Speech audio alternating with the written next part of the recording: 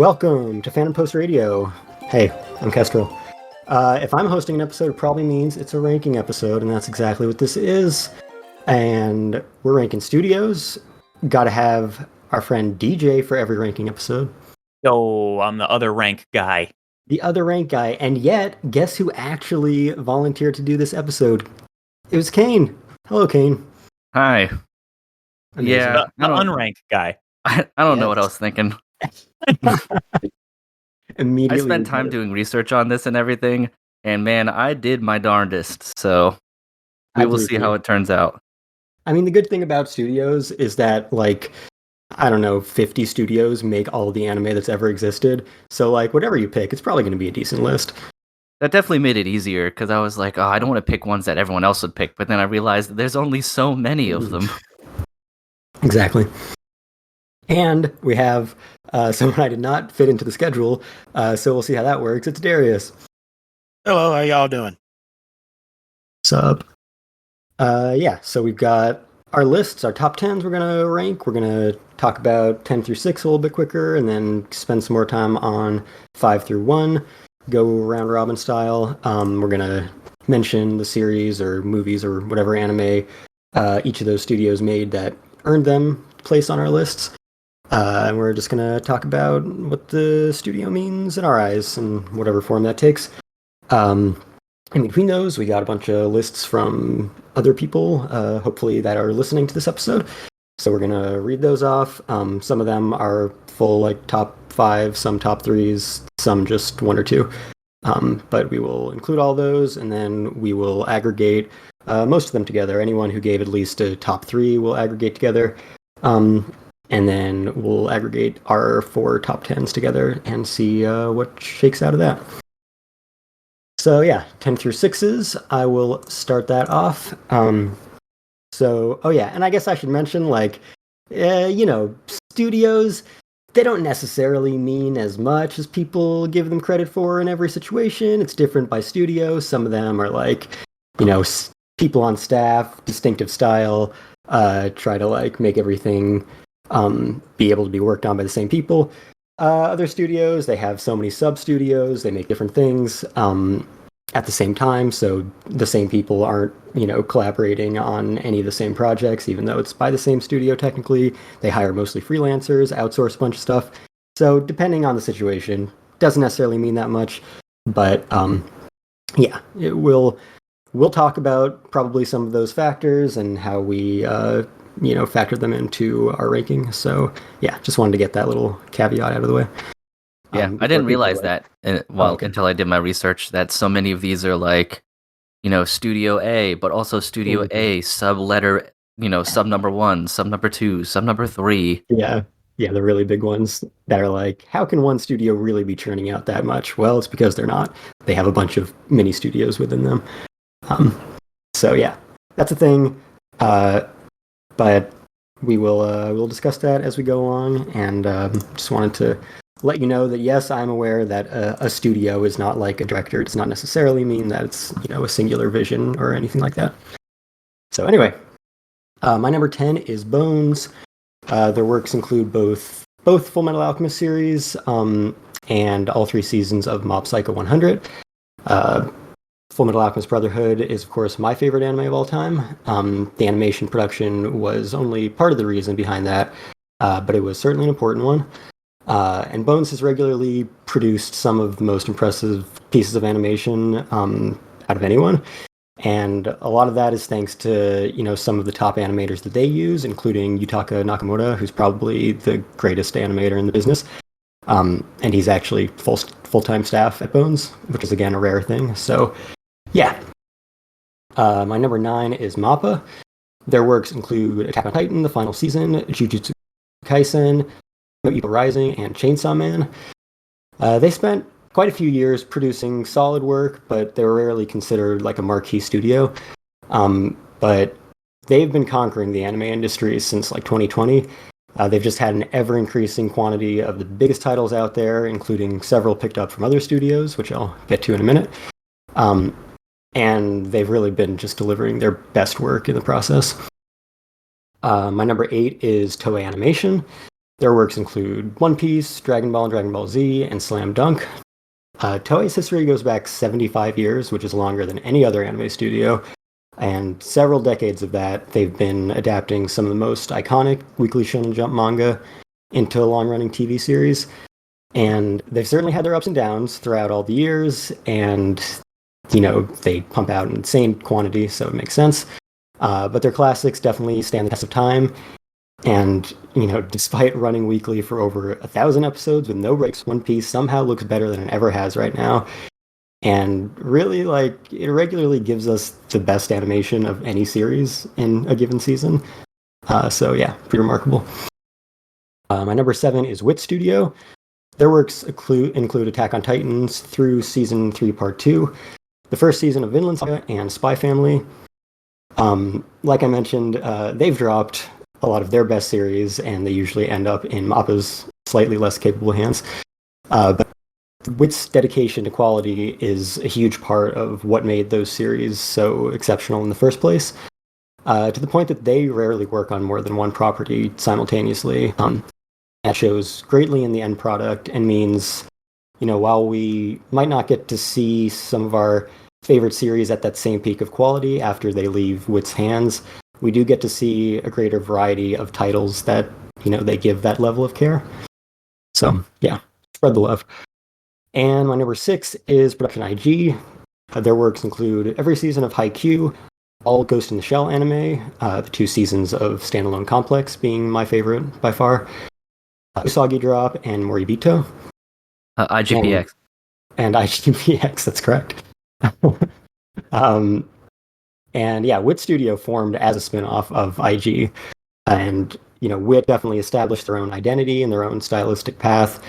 But their standard for quality was definitely inherited from their parent. I guess, not their parent technically, their progenitor, I guess. Because, IG has spent decades innovating, creating incredible animation that blends technologies in a way that holds up shockingly well after all this time. So that is my number 10 through 6. Some solid studios there. And basically, it kind of illustrated what we mentioned earlier, is that so many of these will be repeats just kind of since there's not many that can work as prolifically as some of these folks do. Right. So my number 10 is MAPPA as well. My number 9, because I don't have a whole lot to say about these ones for the most part, so I'm just going to go through them, is a Studio Chizu, which, at least as far as batting average is concerned, since it's Mamoru Hosoda's movies, and I've liked all of them really except Mirai, I was like, 3 out of 4 is pretty good. And at the very least, they all have very high quality animation and things, and the art style. I really like his people design and things of that nature. Then it's Madhouse, then Studio Bones, and then the hardest decision, which put it at number 6, is JC Staff.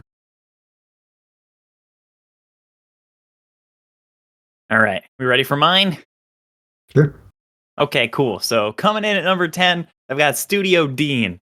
I'm really happy that I got to include them in this list because people shit on Dean all the time, and it makes sense because they're very inconsistent. However, they were one of the main studios, and I don't want to say I gravitated toward them in the beginning because I didn't even really understand what studios were in the beginning. But they just happened to put out a lot of stuff that I started watching when I was getting into anime. So you've got stuff like Hellgirl, and you've got Higurashi.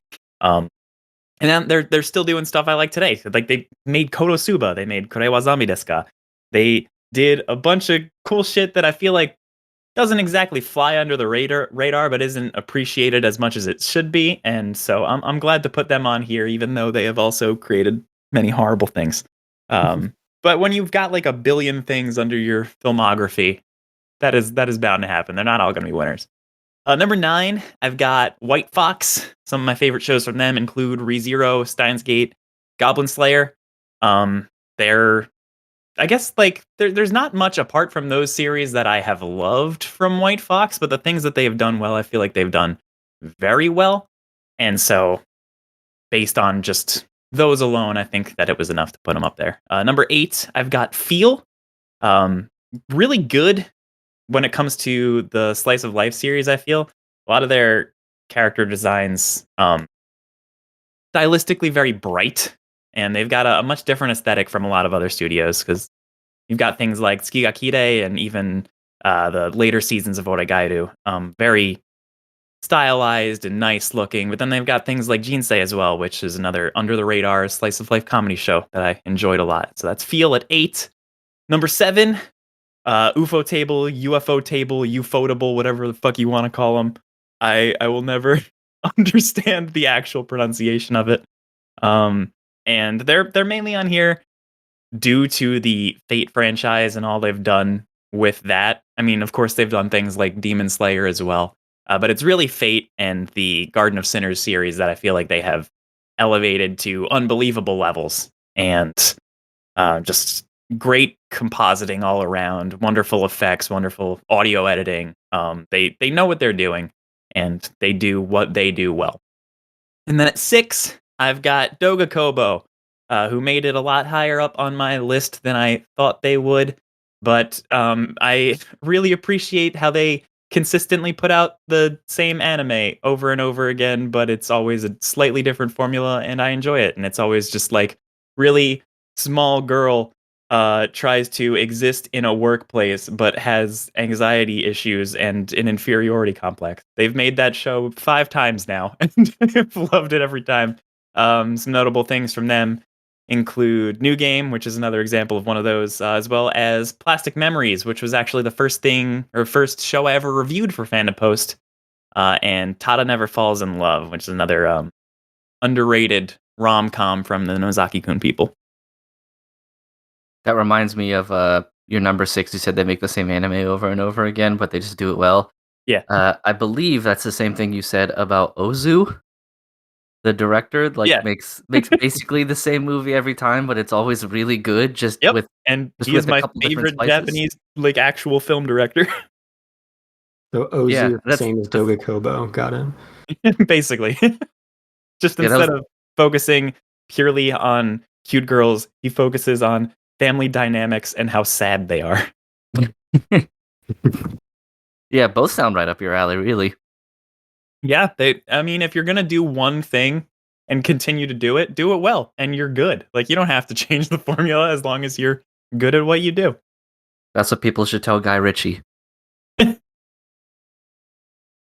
Okay, I guess Darius, yeah, you can count down your 10 through 6. Okay, I had to cut off one of my favorites ever, so it's honorable mention briefly to Tatsunoko, the creators of Makogogo, Speed Racer, Tekkaman Blade, a lot of the superhero anime, and also the Super Dimension Century, the Super Dimension mecha shows like Macross, Genesis Clamor, and things like that.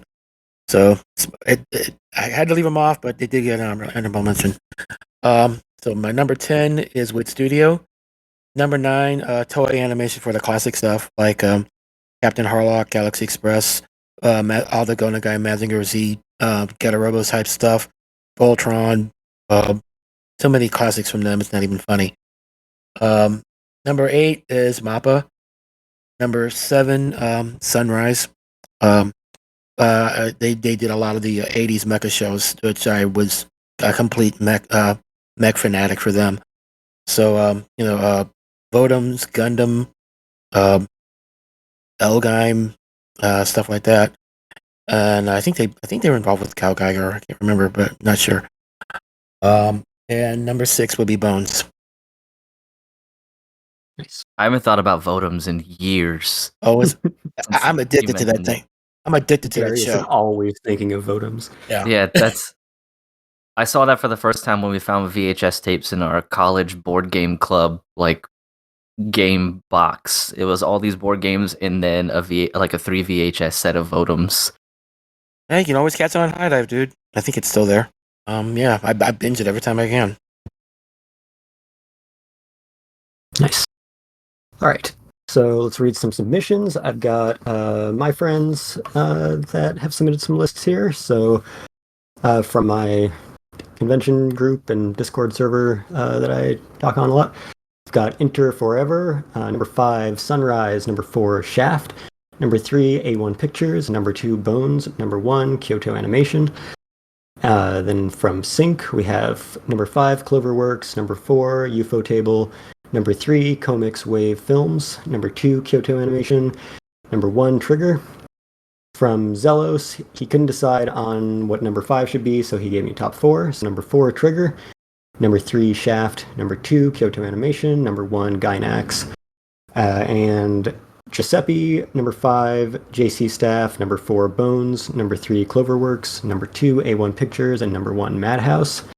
And then some of my college and or former work friends. From Morgan, we have number 5, Gynax. Number 4, Toei Animation. Number 3, Wit Studio. Number 2, Studio Ghibli. Number 1, Bones.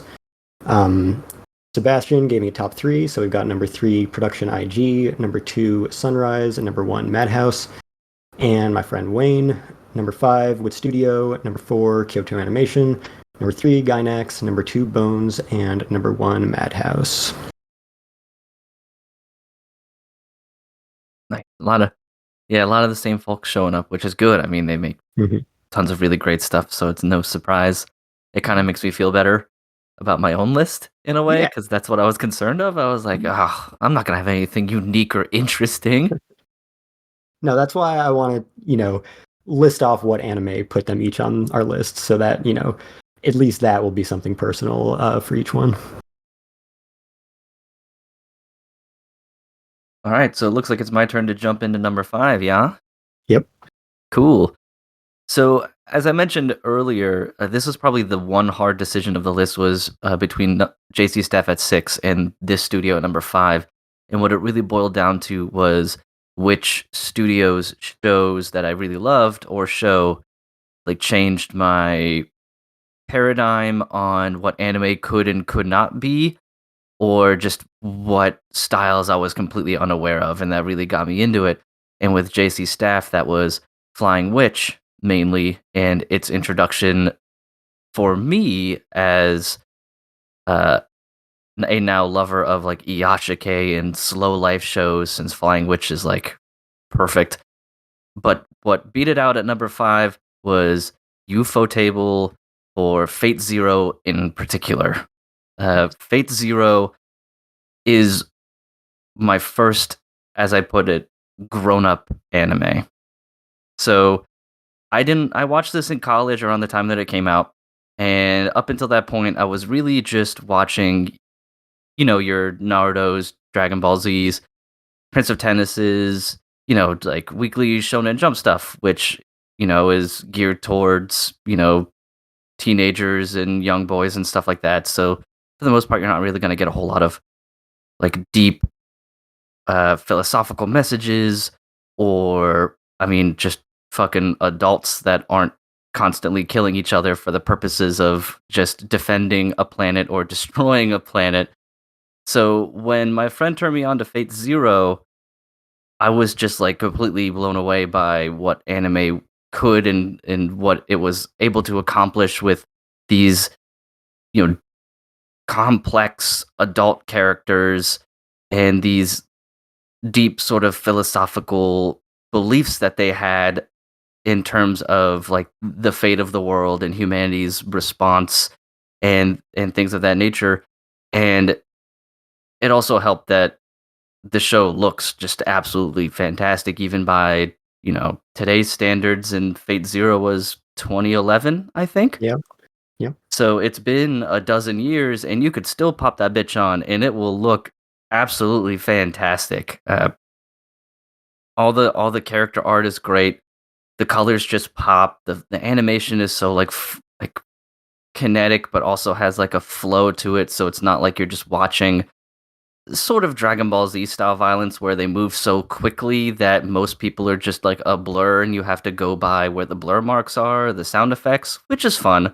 But this had impact and a true feeling of weight behind what the characters Arturia or Alexander or Gilgamesh were trying to achieve and their power. so that was just what really got me. The other show, obviously, that they do most of the time, if not all the time now, is Demon Slayer, which you could say a lot of the same things about, except it has more of its ups and downs in terms of uh, sort of adult characters. And I mean, I've talked not so generously about the comedy of the show, and that's not entirely on them, but still, I guess the execution of it, you could say, is on the studio and the director and all that stuff. But yeah, Fate Zero just kind of changed what I felt about anime and the studio in particular, especially because they later went on to make Unlimited Blade Works, which kind of cleaned up what I think was it Dean that did the first one. Dean did the first one. Yeah, that's one of the shows I didn't mention. Yeah, because I know that I've actually never seen the Dean one, so I don't really know what the hullabaloo is in terms of. As I like the Dean show, but I understand that it is bad. They do. There are a lot of visual novel adaptations that try and pack too much into one thing, and with the way Fate works as a visual novel, it's 3 entirely separate stories. And in the Dean anime, they kind of take little pieces of each of them and mesh them together in a way that makes little sense at all while adding completely original content that was not in any of the visual novel routes to, I don't know, sort of bridge the gap. And it's weird, and the script was bad, and there's just a lot of it that didn't or doesn't really hold up. I remember watching it at the time and not really having any problems with it, but when you look back on it today, there are several glaring issues, and it's nothing compared to what UFO Table has done. And Yeah. like, that's all definitely true, and I'm sure hurts a lot more from the perspective of someone who is familiar with the source material. But even if you don't have that perspective, and just talking about like production, since that's like the topic here, the thing you don't want to do is watch Fate Zero and then watch the Diname, which is what I did because there was no UFO Table adaptation announced yet. And whoo boy, those are only 5 years apart. Like you said, Fate Zero is a dozen years old now. Only 5 years apart? Oh my god, it feels like 2006 to 20. 2011. Yeah, and incredible. That's wild. Yeah, I watched Dean first, so I have a Right. completely different Most outlook people on did. it. Right.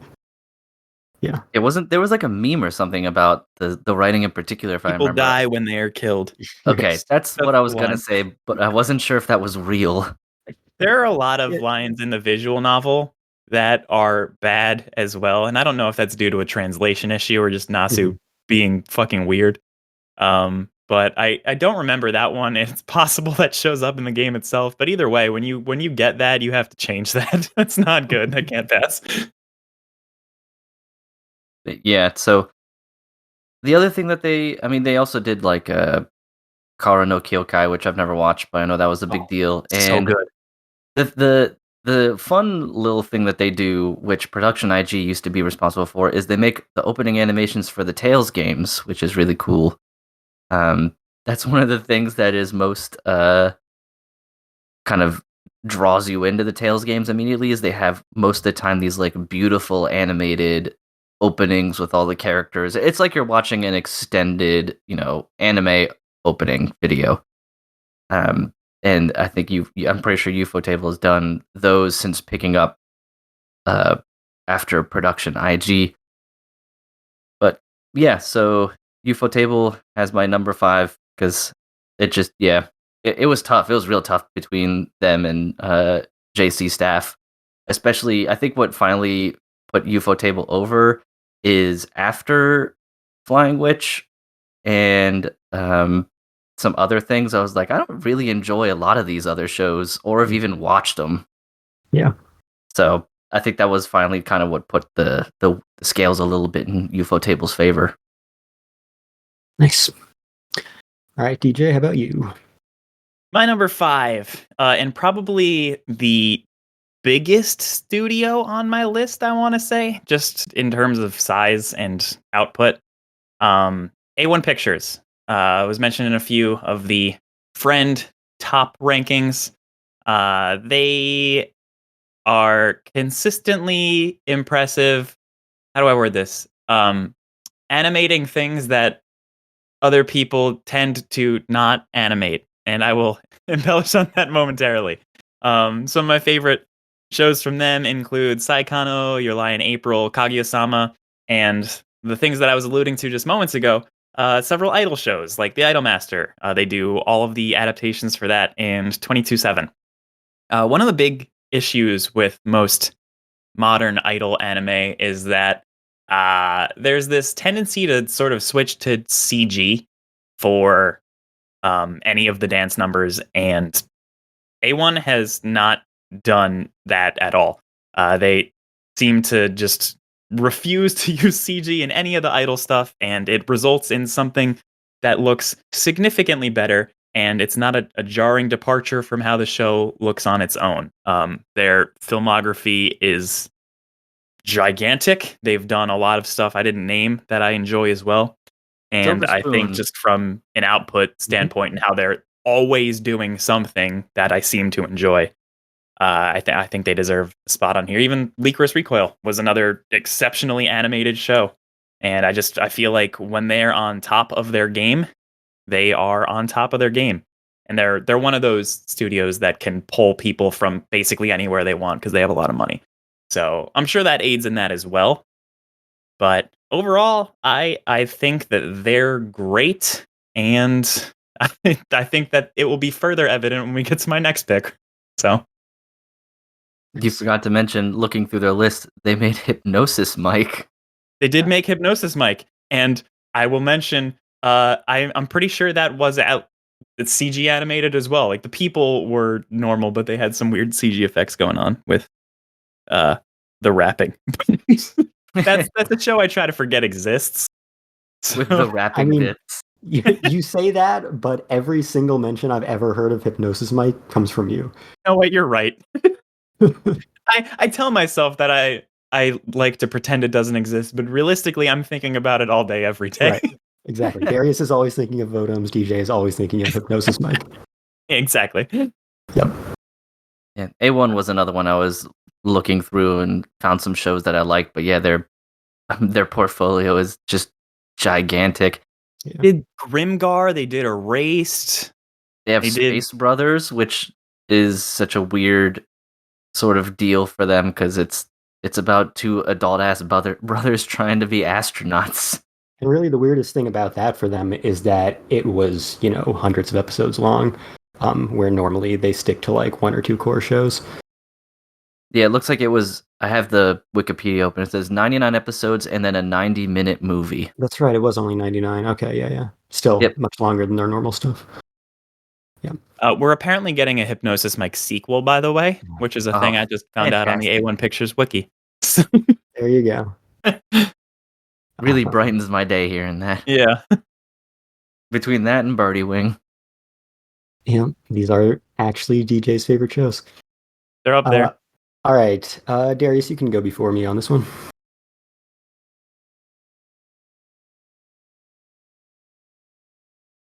There he is.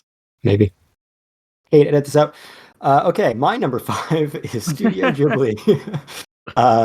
So my favorite works of theirs include Spirited Away, Princess Mononoke, Grave of the Fireflies, Nausicaa of the Valley of the Wind, My Neighbor Totoro, and Howl's Moving Castle. Obviously we did like our director ranking like half a decade or more ago. Well, there goes Darius. Cool. So Miyazaki, Hayao Miyazaki was number 1 on that for me and lots of other people, and has remained as such.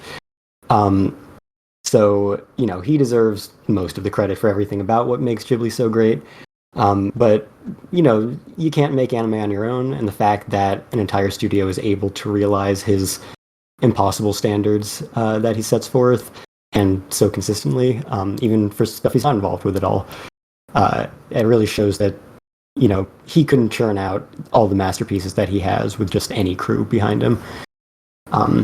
And, I mentioned Grave of the Fireflies, of course. That was not only not made by Miyazaki, it was made by Takahata, but it was made simultaneously with Totoro. So Miyazaki was busy, he couldn't interfere or contribute to it. And that's, one of the greatest films of all time, 35 years later. So yeah, I think, with or without Miyazaki, I think Ghibli is easily the best studio for producing animated films worldwide. I'd put them above, anyone else in the US or France or UK. And, they have such universal appeal and such a warm personal touch that permeates through their work. So I think they deserve all of that international success that they've achieved. Darius, are you here? Okay. Yeah, when you had mentioned earlier that, a studio is not just a director, and sometimes people think about the individuals that work for that studio, this is definitely one of those. Right. Where, yeah, they've had, like your Takahatas and stuff, but for most people, Studio Ghibli and Hayao Miyazaki are essentially interchangeable terms. Totally. Yeah. But, it's fair to, talk about them separately. Also, I should have said Nausicaa of the Valley of the Wind, kinda, because technically Studio Ghibli was not founded when that was released. But it was, founded immediately after from the exact team that made the movie, and it has been under their library and their releases and considered a Studio Ghibli film ever since. So, which again just kind of points to the same point of like, a studio doesn't really mean anything. It's about the individual teams that work on something, individual creators. But yeah, Nausicaa, and certainly, Cagliostro are Miyazaki films without Ghibli, and like Future Boy Conan, that TV series, is one of my favorite works of his, long before Ghibli. And like I said, Grave of the Fireflies, no Miyazaki involvement, still one of Ghibli's most famous, most critically acclaimed, and definitely greatest films. In fact, so Rotten Tomatoes just did the top anime films of all time based on Tomato Meter, and the top three, all three that had a 100% certified fresh, all of them Takahata. It wasn't until I don't know, 5 or 6 that we got to a Miyazaki movie. So critics love Takahata. Speaking of Ozu earlier, I consider Takahata to be kind of the Ozu to Miyazaki's Kurosawa. That's a selling point. It's because I like one Ghibli movie right now, and I only started liking it within the last year, and I feel Right. like there are Taka